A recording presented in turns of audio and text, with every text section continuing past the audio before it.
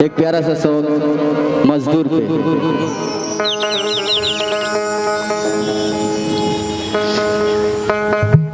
जौन की मजदूर बहुत गरीब रहे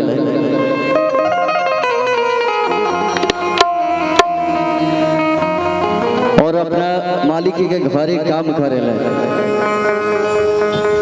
वो मजदूर अपना मालिक से जब पैसा मांगे जाला तो मालिक पैसा ना दिलन, कहलन काल ले लियो परसों ले लियो, ये बेरा पैसा नहीं खे। तो मजदूर रो रो के बड़ा भाव में गावे ले।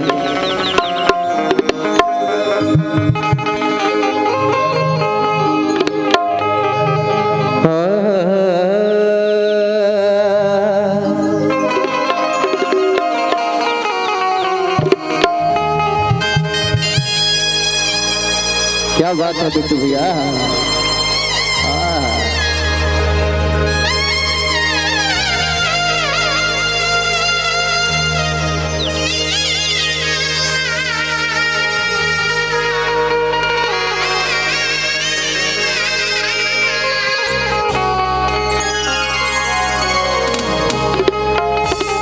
दे दी मौजा दूरी से खजी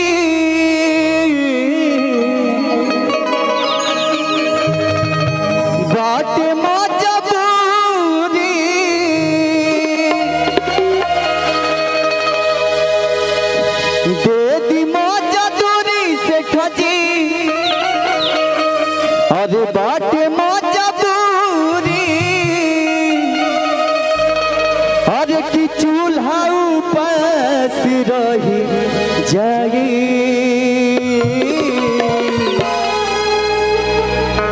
गरीबी के दर अरउआ ना बुझाई। दब से ले भैया, दब से कैसे देती मजदूरी से खजी बाटे मजबूरी, देती मजदूरी से खजी बाटे मजबूरी, चूल्हा उपास रही जाई,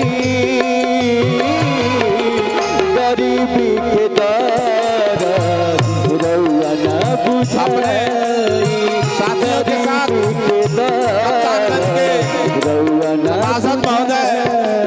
जो अलाउद्दीन अंसारी जी हैं अपने सभी समर्थकों के साथ आज विजय रथ यात्रा में सहयोग करने आए हैं। मैं कप्तानगंज के सभासद अलाउद्दीन अंसारी को बहुत सारी शुभकामनाएं देता हूं, जो अपने साथियों के साथ इस विजय रथ यात्रा में सहयोग करने आए हैं। माननीय पूर्व विधायक शंभू चौधरी जी का समाजवादी पार्टी की तरफ से इनका हार्दिक स्वागत अभिनंदन वंदन है।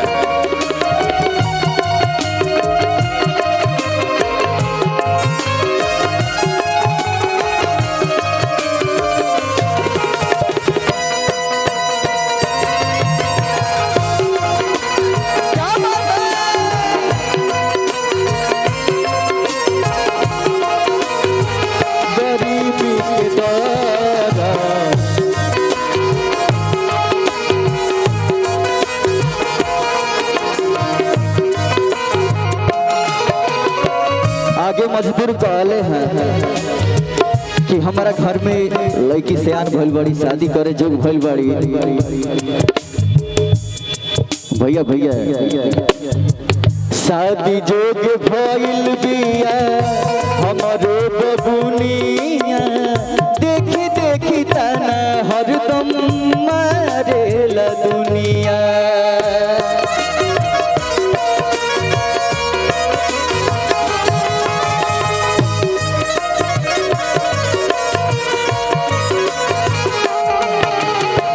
शादी जोग भइल बिया हमारो बबुनिया, देखी देखी ताना हरदम मारेला दुनिया। लाठी जानी मारी पेट पा,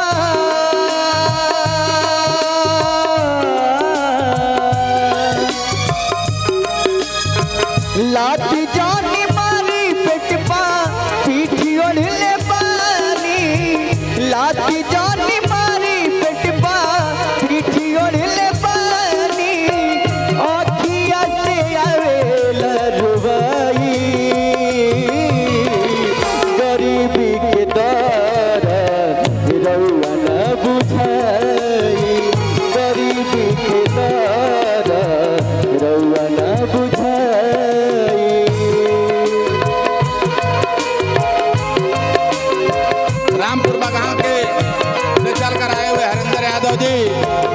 यादव जी और शमशेद आलम जी जो आज इस विजय रथ यात्रा में आए हुए हैं, मैं इन सब का हार्दिक स्वागत अभिनंदन वंदन करता हूं।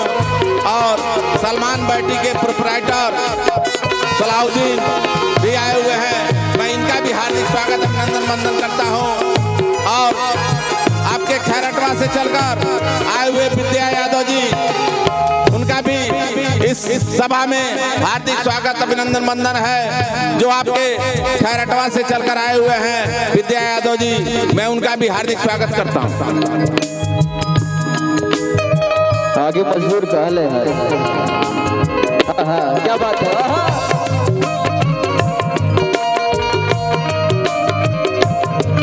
वाह ऐसा किया, वाह।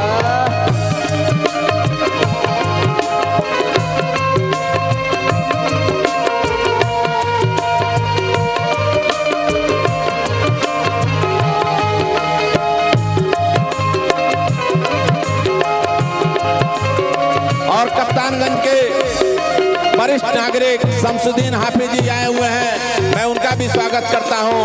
और कप्तानगंज के वरिष्ठ नागरिक और कई बार चेयरमैन पद के प्रत्याशी रहे बड़े भाई मैनुद्दीन अंसारी जी हमारे मंच पर बैठे हैं, उनका भी हार्दिक स्वागत अभिनंदन वंदन कर रहे हैं।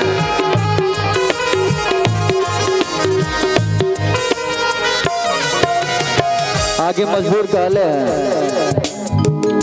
रउआ तो भरल बाटे धन के भंडार जी, खैला बिना लइका रोवत होई है सन हमार जी।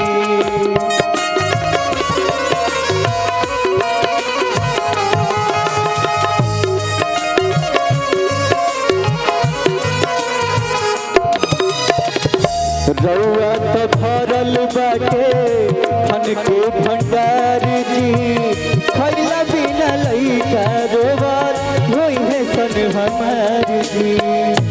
करम गुलामी रोजा लागे मुसलामी, करम गुलामी रोजा लागे मुसलामी, जिंदगी भर करब सेवकाई,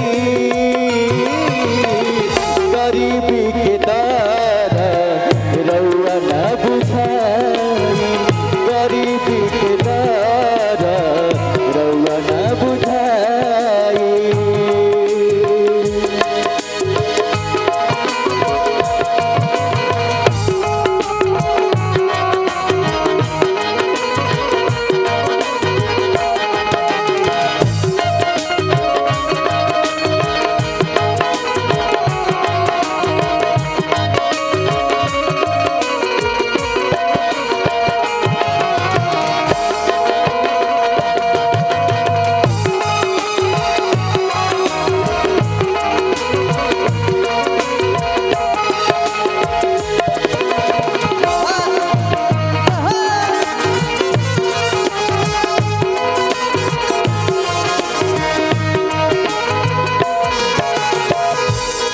देखिए हमारे सलाउद्दीन सलमान चाचा की तरफ से ढेर सारा प्यार, ढेर सारा आशीर्वाद, ऐसे ही प्यारा आशीर्वाद मिलना चाहिए हर कलाकारों को।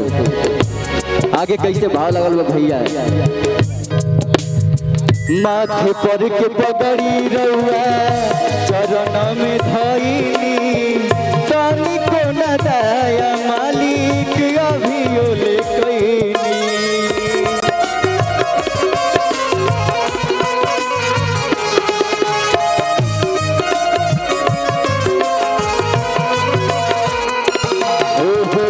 माथे पर के पगड़ी रउआ चरण में धइली,